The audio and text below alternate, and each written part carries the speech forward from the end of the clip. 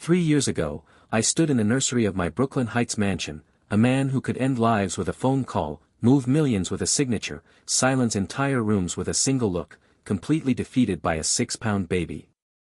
My name is Xavier Richi. In New York's underworld, they called me the Wolf of Brooklyn. Men twice my size stepped aside when I walked past. Rival families knew better than to test me. But none of that power could stop my 6-month-old son from crying. Madia's desperate wails echoed through the marble halls. 3 weeks had passed since his mother, my wife, Isabella, had died. Cancer. Aggressive. Brutal. The kind that doesn't negotiate or show mercy. She was 26. We'd been married for 4 years. And now I was drowning. I could face down armed men without flinching. I'd stared death in the face more times than I could count. But ask me to soothe my own son. To figure out why he wouldn't eat. To keep a nanny employed for more than a week. I was as lost as any first-time father standing in the nursery at 3 a.m., wondering if he'd ever figure this out. The difference was, I didn't have a partner anymore to help me through it. The nannies came and went like seasons. Some quit after seeing my security detail, 6 armed men stationed around the property at all times. Others left after witnessing late-night business meetings in my study, when voices got raised and deals got enforced. One left a note calling me morally compromised. Another called the police, that took some expensive cleaning up. A third just vanished in the middle of the night, leaving her belongings behind. None lasted more than a week. That October evening, standing in a blood-stained white shirt from my morning negotiations, shoulder holster hanging loose, staring at my screaming son like he was a puzzle I couldn't solve, I'd never felt more powerless in my life. I don't know what I'm doing wrong, I whispered to Madia, my hands shaking as I tried to position the bottle correctly. Your mama would know. God, your mama always knew. My voice broke on that last word. Isabella used to make it look so easy. The feeding, the soothing, the way she could read what Madia needed before he even cried. She had this magic touch, this instinct I just didn't possess. And now she was gone. That's when I heard a soft voice behind me. Do you need me, sir? I spun around, instinctively reaching for my weapon, a reflex from years of living with a target on my back. But it wasn't a threat. It was a young woman, maybe 24, standing in my nursery doorway. Honey-colored hair pulled back in a practical ponytail. Green eyes that somehow managed to look both determined and gentle. She wore jeans and a simple blue sweater, and her hands were raw and red, the hands of someone who worked hard for a living. She didn't flinch when she saw my shoulder holster. She didn't run when she saw the blood on my cuff. She just stood there, watching me struggle with my own son, and asked the simplest, most profound question. But let me back up. Because to understand why that moment mattered, you need to know how Penny Scott ended up in my world. 3 hours earlier, Penny had been cleaning office buildings in downtown Brooklyn. Her third job of the day. At 24 years old, she worked as a house cleaner in the mornings, a waitress during lunch and dinner rush, and a night janitor in corporate buildings. She slept maybe 4 hours a night. Her hands were raw from bleach and ammonia. Her back ached constantly. Her stomach growled because she'd skipped lunch again to save money. Every dollar she earned went to 3 places: her tiny studio apartment in a rough part of Brooklyn, her mother's medical bills back in Ohio, and the cheapest groceries she could find. Patricia Scott, Penny's mother, had cancer. In remission, technically, but the treatments had bankrupted them.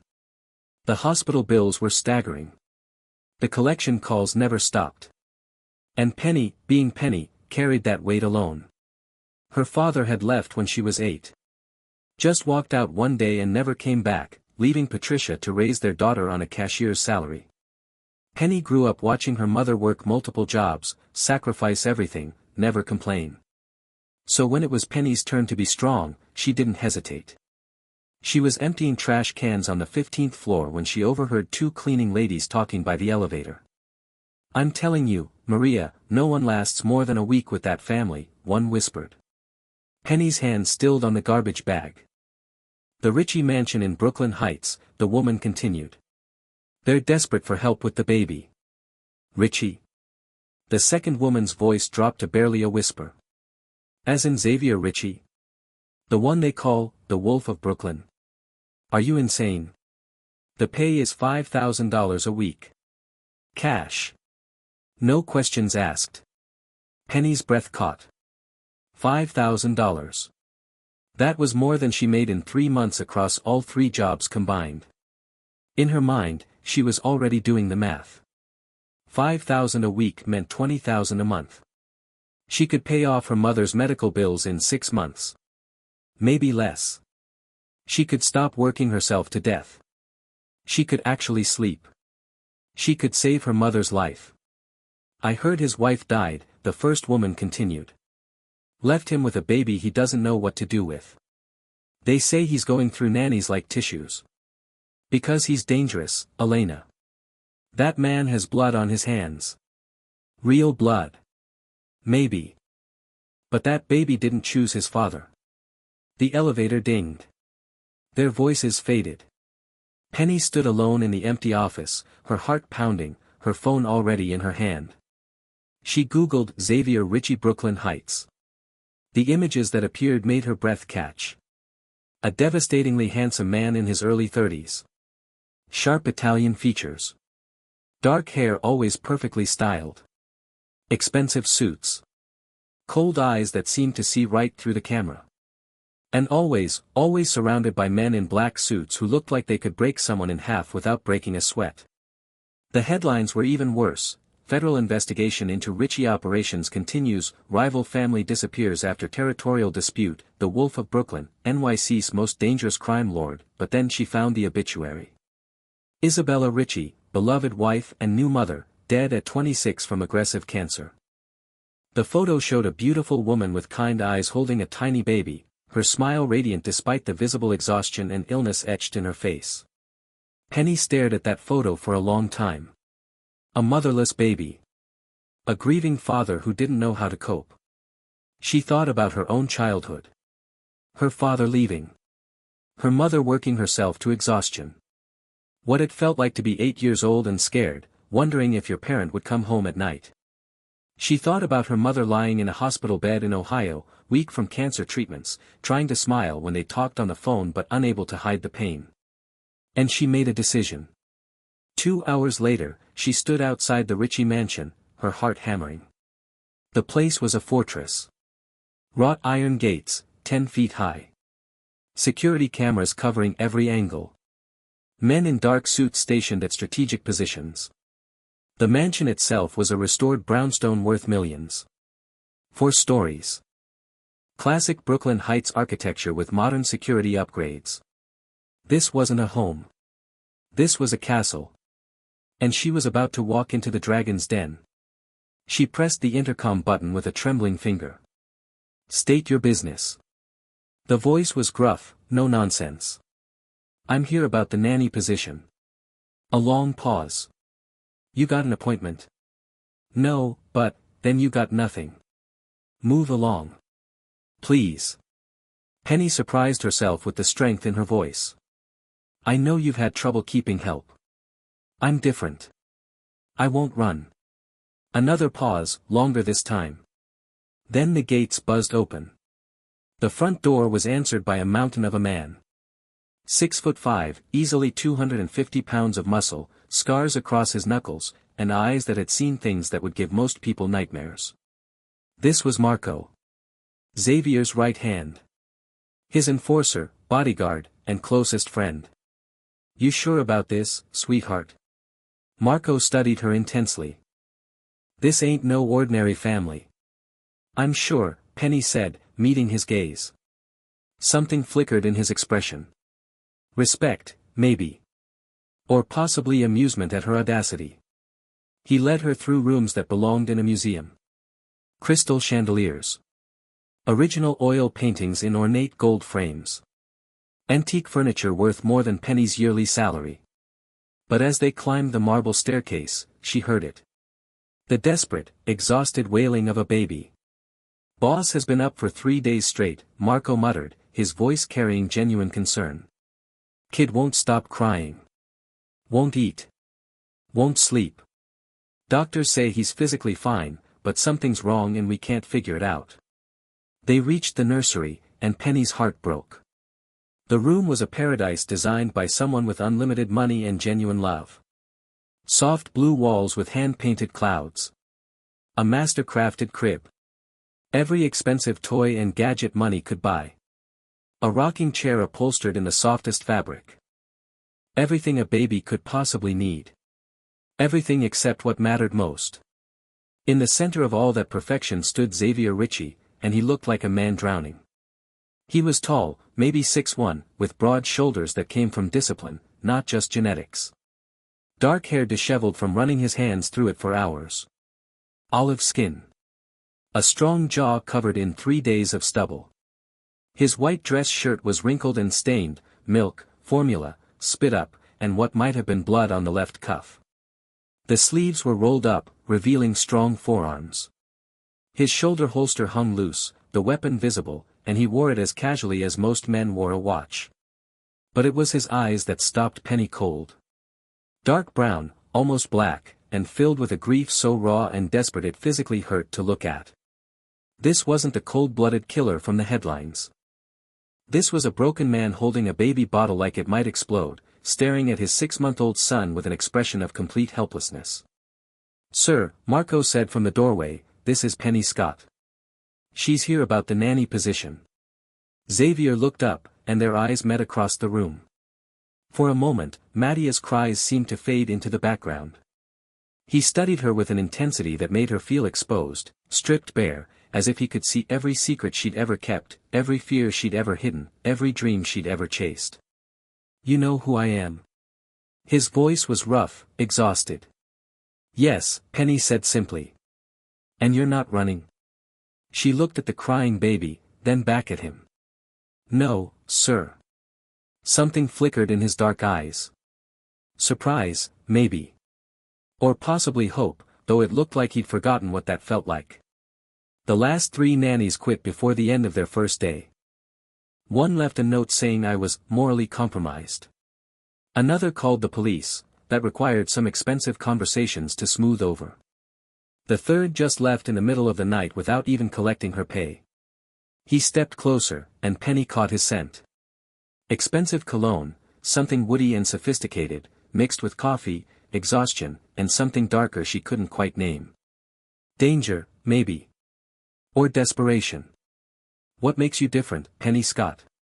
The way he said her name, with that slight Italian accent curling around the syllables, sent an unexpected shiver down her spine. She thought about lying. About giving him some practiced answer about experience or qualifications.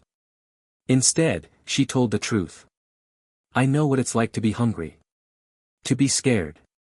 To need someone who won't leave no matter how hard things get. My father walked out when I was 8. My mother worked 3 jobs to keep us afloat. I know what it's like to be a kid who needs stability and doesn't get it." She gestured to the crying Madia. "That baby didn't choose to lose his mother. He didn't choose to be born into your world. He's just scared and grieving something he's too young to understand. And he needs someone who won't give up on him." Xavier's jaw tightened. For a moment, she thought she'd said too much, crossed some invisible line. Then he spoke, his voice barely audible over Madia's cries. "I'm not a good man, Penny. I've done things that would make you run if you knew the details. My hands aren't clean. They'll never be clean." "Maybe not," Penny said softly. "But that baby needs someone who won't quit on him. And I don't quit." For a long moment, they stared at each other while Madia continued to cry. Then Xavier held out the bottle, his hand shaking slightly. "He won't take it. Won't take anything. I don't know what I'm doing wrong." Penny stepped forward, close enough to feel the heat radiating from Xavier's body, close enough to see the exhaustion carved into every line of his face. "May I?" He nodded and carefully transferred Madia to her arms. The baby was beautiful. Dark hair like his father's, thick and soft. But his features were more delicate, clearly inherited from his mother. His little face was red from crying, tears tracking down his cheeks, his tiny fists clenched in frustration and grief. Penny cradled him against her chest, adjusting his position so his head rested in the crook of her arm. She began to hum softly, a lullaby her mother used to sing to her when she was small, as she offered the bottle. Sometimes, she murmured, not looking at Xavier but feeling his intense gaze burning into her, they just need to feel safe. Slowly, miraculously, Mattia began to drink. The change was immediate. His cries faded to soft whimpers, then to contented sucking sounds. His tiny fists unclenched. His body, which had been rigid with distress, relaxed into her arms. The silence that followed was profound. Xavier stared at them, this stranger who had walked into his nightmare and somehow, with nothing but gentle hands and a soft voice, made it better. He'd faced down rival families, survived federal investigations, built an empire on fear and calculated violence. He'd done things that would haunt most men for life and never lost sleep over it. But watching Penny soothe his son, seeing Mattia finally peaceful after 3 weeks of hell. It hit him like a physical blow. "Do you need me, sir?" Penny asked quietly. Xavier cleared his throat, trying to regain some composure, but failing. "Yes. God help me, yes." Penny's first week at the Richi mansion was like living in a beautiful, dangerous dream. Her room was on the 3rd floor, larger than her entire studio apartment, with its own bathroom that had heated floors and a shower with water pressure that felt like a massage. The bed was the most comfortable thing she'd ever slept on. The view from her window looked out over Brooklyn, the bridge lit up at night like a string of diamonds. But it was the glimpses into Xavier's world that truly amazed and terrified her. She watched him conduct business from his study. Men in expensive suits coming and going at all hours, speaking in careful code about shipments and territories and negotiations. Xavier's voice would change during these meetings, becoming cold and commanding, the voice of a man who expected absolute obedience and had the power to enforce it. She heard him on phone calls, his Italian accent thickening as he switched between English and rapid-fire Italian, giving orders that made grown men jump. But then he'd come upstairs to check on Mattia, and she'd watch his entire demeanor change. The cold crime lord would vanish, replaced by a father who was trying so hard but still didn't quite know what he was doing. One evening, about 5 days after she'd started, Penny was giving Mattia his midnight bottle in the nursery. The house was quiet, most of Xavier's men gone for the night. She was humming softly, rocking in the chair, when Xavier's voice came from the doorway. "You're good with him." She looked up to find him leaning against the doorframe, still in his dress shirt and slacks. It was past midnight, but he showed no signs of sleep. "He's a sweet baby," Penny said softly. "He just misses his mother." Xavier's jaw tightened at the mention of Isabella. The doctor said she might not wake up from the surgery. The cancer had spread too far, too fast. "She made me promise to take care of him if something happened." "You are taking care of him," Penny said. "I'm paying someone else to take care of him. There's a difference." Penny looked up from the baby to study Xavier's face in the soft glow of the nightlight. "You think you're failing him?" It wasn't a question, and Xavier's sharp intake of breath told her she'd hit the mark. "I don't know how to be a father," he admitted, his voice rough with exhaustion and something deeper. "I know how to run an organization. I know how to make people fear me. I know how to enforce deals and eliminate threats. But this..." He gestured helplessly at the nursery. "Isabella was supposed to teach me. We had plans. She was going to step back from her charity work for the first year, focus on being a mom, show me how to do this. And then we'd figure it out together as Mattia grew." His voice cracked on his late wife's name. "But she's gone. And I'm alone. And I have no idea what I'm doing." "You don't learn to be a parent from books or lessons," Penny said softly. "You learn by doing. By being there. By not giving up when it gets hard. Like you did." The statement caught her off guard. She looked up sharply. "What do you mean?" "Your father. Thomas Scott. Construction worker who disappeared when you were 8 years old. Left your mother with nothing but debt and a daughter to raise alone. She worked as a cashier at 3 different grocery stores, sometimes pulling 20-hour days, just to keep a roof over your heads." Heat flooded Penny's cheeks. Of course, he'd investigated her. Then you know why I won't quit, she said, lifting her chin. Because you know what it's like to be abandoned. Because I know what it's like to need someone who stays. Something shifted in Xavier's expression, like a crack forming in the armor he wore so carefully. He pushed off from the doorframe and walked to the window, his hands clasped behind his back. Isabella used to say that. She said everyone needs someone who stays, no matter what storms come. She sounds like she was wise. She was everything I didn't deserve. Beautiful, kind, pure. She saw something in me that I'm not sure was ever really there. She believed I could be more than what I was born into, more than what my father raised me to be. Maybe she saw who you could become. Xavier turned from the window, surprise flickering across his features. I've done terrible things, Penny. Things that would make you run if you knew the details. I've hurt people. I've destroyed lives to protect my own interests. I've built an empire on fear and violence. Then don't tell me. He blinked. What? I didn't come here to judge your past, Penny said, standing and settling the now sleeping Mafia in his crib with practiced gentleness. I came here to help with your son. Whatever you've done, whoever you were before, that's between you and God and your own conscience. All I care about is that baby sleeping peacefully for the first time in weeks, and the father who's trying his best to be better than he was. For a long moment, they stood in the soft glow of the nightlight, the only sound Mafia's gentle breathing and the distant hum of the city outside. Xavier studied her face as if trying to solve an impossible puzzle. You're not what I expected. What did you expect? Someone who would either worship me or fear me. You do neither. Penny met his gaze steadily, and something electric passed between them. Should I? Most people do. I'm not most people. A ghost of a smile touched Xavier's lips, the first genuine smile she'd seen from him. No, you're not. The moment was shattered by the sound of footsteps pounding up the stairs. Marco appeared in the doorway, his expression grim. Boss, we got a problem. The Torino family is making moves on our territory in Red Hook. 6 men, maybe more. They're testing us.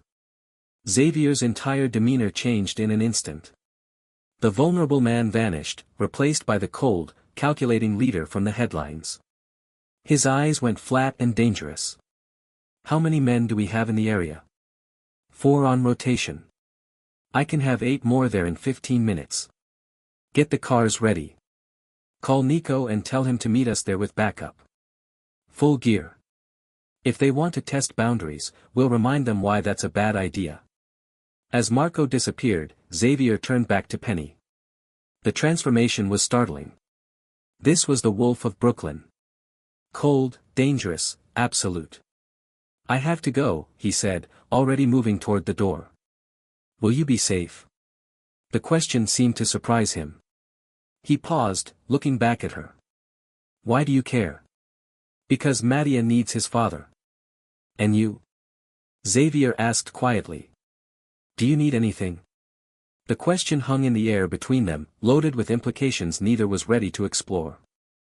Penny's heart hammered as she looked at this dangerous, complicated man who was slowly becoming more than just her employer.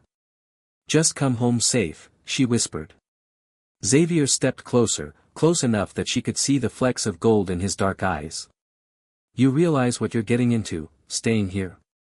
This life, this world, it's not safe. People who get close to me tend to get hurt. That's not a threat or an exaggeration. It's just the truth. Is that a warning or a threat? It's the truth. Penny lifted her chin, meeting his intense gaze without flinching. Then I guess it's a good thing I'm not easily scared. For a moment, she thought he might reach for her. His hand twitched at his side. His eyes dropped to her lips. The air between them charged with electricity. But then he stepped back, the professional distance sliding back into place. Lock the doors after I leave, he instructed. Don't open them for anyone but Marco or me. If something feels wrong, hit the panic button by your bed. Armed response will be there in under a minute. How will I know it's really you when you come back? Xavier paused at the doorway, and that genuine smile broke across his face again. I'll ask if you need me. After he left, Penny stood in the quiet nursery, her heart racing. She was falling for him. This dangerous, broken man who could kill without hesitation but couldn't figure out how to warm a bottle. Who inspired fear in grown men but looked at his son with desperate love. It was foolish. Reckless. Probably the worst decision she could make. And completely inevitable. Xavier returned at dawn with blood on his knuckles and fire in his eyes. Penny was in the kitchen making coffee when she heard the front door slam, followed by the heavy sound of his footsteps on the marble floor. Penny. His voice echoed through the mansion, rough with exhaustion and something else. Relief. In here, she called softly. He appeared in the doorway, and her breath caught. His white shirt was torn at the shoulder, stained with blood. His dark hair was disheveled. There was a cut above his left eyebrow, still bleeding. Bruises were already forming along his jaw. His knuckles were raw and split. But he was alive. And that was all that mattered. "You're hurt," she said, setting down her coffee mug. "It's nothing. Sit down. Penny, sit down." Her voice carried an authority that surprised them both. Xavier's eyebrows rose, but he obeyed, settling onto one of the kitchen bar stools. Penny wet a clean dish towel under warm water and approached him carefully. "This might sting," she warned, gently dabbing at the cut above his eyebrow. Xavier hissed but didn't pull away. Up close, she could see the exhaustion etched in every line of his face, the weight of responsibility that never left his shoulders, the violence he carried in his body and his past. But she could also see something else. Vulnerability. Trust. A willingness to let her close that he probably didn't extend to many people. "What happened?" she asked softly. "The Torinos thought they could muscle in on our operations in Red Hook. They were wrong. Are they alive?" "Most of them." His dark eyes met hers, unflinching. "Does that bother you?" Penny continued cleaning his wounds, her touch gentle but sure. "I told you I'm not here to judge. Even if I told you I put 3 men in the hospital tonight. That one of them might not walk again. Did they deserve it?" The question seemed to surprise him. "What kind of answer are you looking for?" "An honest one." Xavier was quiet for a long moment. "They threatened my family. My business. My son. They came into my territory with weapons and bad intentions. They wanted to send a message that I was weak because my wife died, because I was distracted by a baby. They thought they could take what's mine. So yes. They deserved what they got. Then I'm glad you're the one who came home." Something shifted in Xavier's expression. His hand came up to cover hers, stilling her movements. His touch was warm, surprisingly gentle for hands that had just done violence. "You mean that?" "Yes." "Why?" Penny's heart hammered as she looked into his dark eyes. "Because Madia needs you. Because you're trying to be better than you were. Because I care about you." The admission hung between them like a live wire. Xavier's thumb traced across her knuckles, his touch sending electricity up her arm. "You shouldn't," he said, but his grip tightened on her hand. Too late. Xavier stood abruptly, forcing her to step back. He began pacing the kitchen like a caged animal, his movements sharp with agitation. "Penny, you don't understand. The Torinos tonight was just the beginning. They'll come back. When they do, they'll target everything I care about. Everyone I care about. Then protect it. I'm trying to." He spun to face her, his eyes blazing. "Don't you see? That's why I can't. Why we can't." "Can't what?" "This."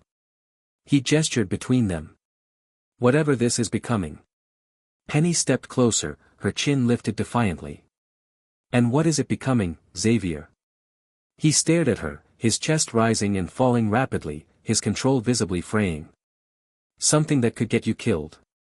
Something that makes you a target for every enemy I've made in 15 years of building this empire. Something that terrifies me more than any threat I've ever faced. I'm not afraid. You should be. I'm not a good man, Penny. I've killed people with these hands. He held up his bloodied knuckles. I've destroyed lives. I've built everything I have on fear and violence and questionable morality. You've also saved your son. You've given me a job when I was desperate. You've shown me kindness when you didn't have to. You're trying to be a good father despite having no idea how. That doesn't erase what you've done, but it shows who you're choosing to be now. That doesn't erase what I've done. No, Penny agreed. But it shows who you're trying to become. And that's what matters. Xavier's hands clenched into fists at his sides, his whole body taut with restraint. You see me as some kind of hero, but I'm not. I'm the villain in everyone else's story. I'm the man other men fear.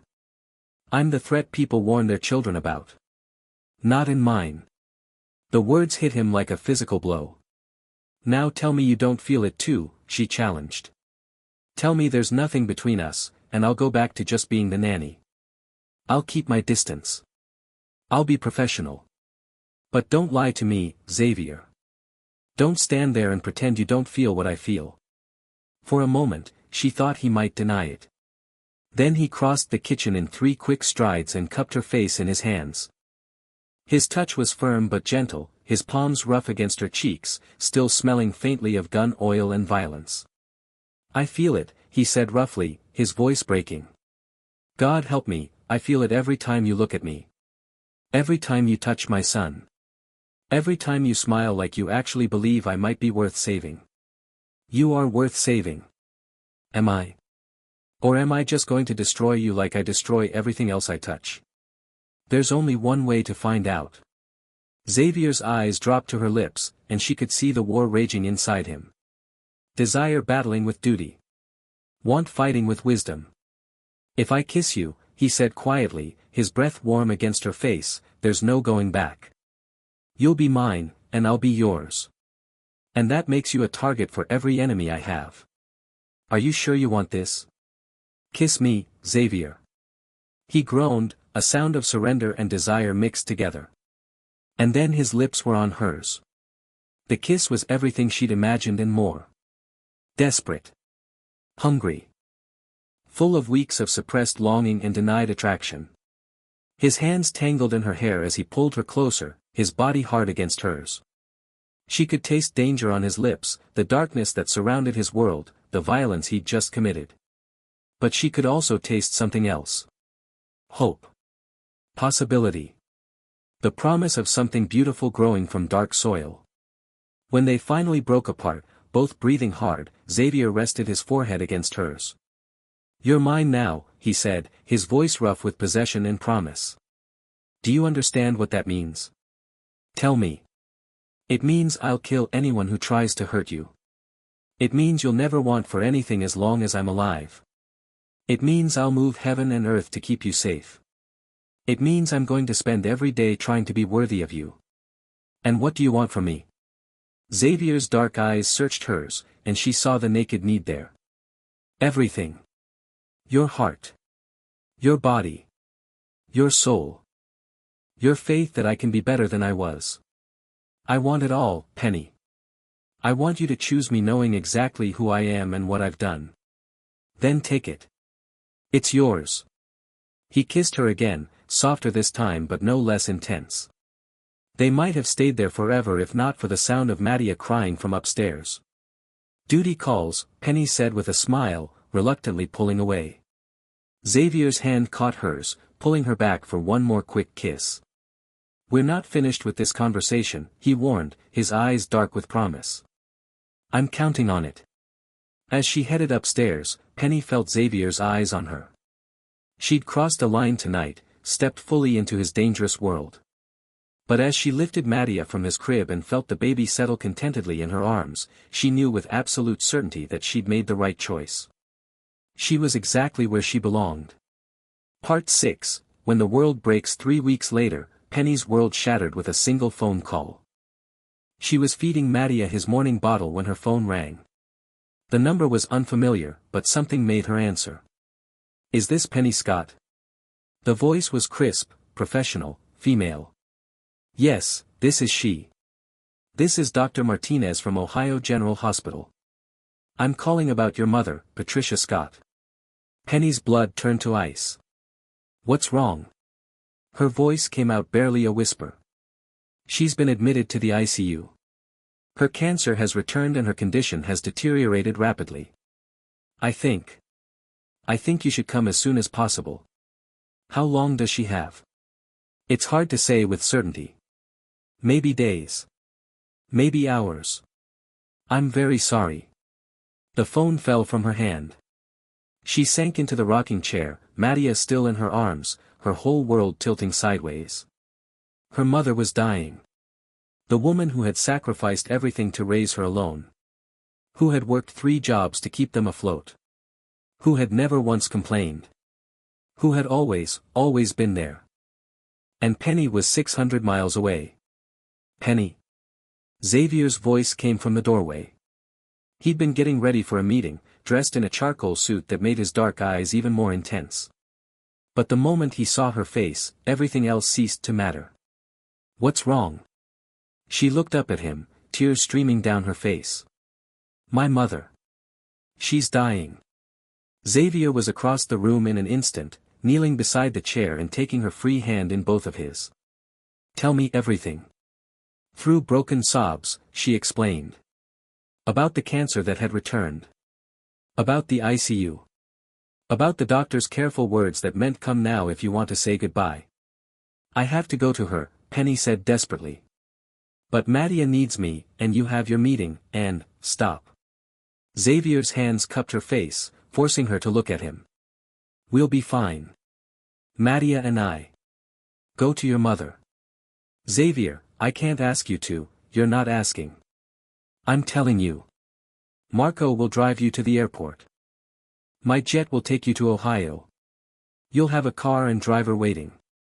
Whatever your mother needs, the best doctors, experimental treatments, specialists from anywhere in the world, it's hers. Money is not an object. I can't let you pay for, you can, and you will. His thumb wiped away her tears. You're mine, Penny. That means your family is my family. Your problems are my problems. Your mother is important to you, which makes her important to me. Do you understand? But what if she doesn't want help from someone like you? Xavier's jaw tightened, and for a moment she saw the flash of old pain. Someone like me. Someone dangerous. Someone whose money comes from questionable sources, who loves her daughter, Penny interrupted. Someone who's trying to be better. Someone who's building something legitimate for his son. Something flickered in Xavier's eyes. I love you, he said, the words rough and unpracticed. I know we haven't talked about it yet. I know it's fast, and complicated, and maybe crazy. But I need you to know before you go, I love you, Penny Scott. And I'm going to take care of you and everyone you love for the rest of my life. Through her tears, she smiled. I love you too. Then go to your mother. Do what you need to do. Take all the time you need. I'll handle everything here. Promise me you'll be careful while I'm gone. Is handled. Just, come back to us when you're ready. Come back to me. 2 hours later, Penny was on Xavier's private jet, watching Brooklyn disappear beneath the clouds. Ohio General Hospital was a far cry from the luxury she'd grown accustomed to. The halls smelled of disinfectant and despair. The fluorescent lights flickered. Everything felt tired, underfunded, stretched too thin. Her mother's room was small and sterile.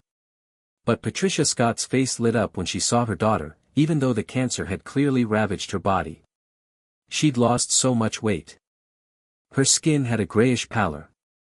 The vibrant, strong woman who had raised Penny had been reduced to a frail figure in a hospital bed. Penny, sweetheart. You came. Of course I came, Mom. Why didn't you tell me it was this bad? I didn't want to worry you. You said you'd found a good job, and you sounded happy for the first time in years. I didn't want to ruin that. Nothing is more important than you. They talked for hours. About Penny's childhood, about the father who'd left them, about dreams and regrets and love. Patricia drifted in and out of consciousness, but during her lucid moments, she peppered Penny with questions. This family you work for, Patricia said weakly. Tell me about them. Penny hesitated. How could she explain Xavier? How could she tell her dying mother that she'd fallen in love with a man who killed people for a living? The father lost his wife to cancer, she said carefully. He's raising his son alone. It's complicated. Patricia studied her daughter's face with the insight of a woman who had spent 24 years reading her every expression. You care about him. Yes. And he cares about you. Penny thought about Xavier's hands on her face, his rough voice saying I love you, his promise to move heaven and earth to keep her safe. Yes. Then why do you look so sad when you talk about him? Because he's not a good man, Mom. He's done terrible things. Things that would shock you. Things that probably should make me run. Patricia was quiet for a long moment, her breathing labored. Do you know why your father really left? The change of subject surprised Penny. Because he couldn't handle the responsibility. No, sweetheart. Patricia's hand squeezed hers weakly. He left because he was afraid. Afraid of not being good enough for us. Afraid of failing us. Afraid of becoming the kind of man his own father was, angry, violent, broken. She paused, gathering strength. Some men run from their darkness. Others fight it every day of their lives, trying to be better than they were, better than they're afraid they'll become. The question isn't whether a man has darkness in him, all men do. The question is, what does he do with it? Before Penny could answer, her phone buzzed. A text from Xavier. How is she? Not good. The doctors say maybe a day or two. I'm sorry. Madia misses you. So do I. How is he? Crying a lot. Turns out you spoiled us both. We don't know what to do without you. Despite everything, Penny smiled through her tears. I'll be home soon. Take all the time you need. Then, after a pause, 3 more words appeared. I love you. The words blurred as tears filled her eyes. He loved her. This dangerous, complicated man who could kill without hesitation but who looked at his son with desperate tenderness. Who commanded an empire built on fear but was trying every day to be better. He's the kind who fights, Penny whispered to her mother. Patricia smiled. Then hold on to him, sweetheart. Good men who fight their demons are rare. Don't let him go. That night, Patricia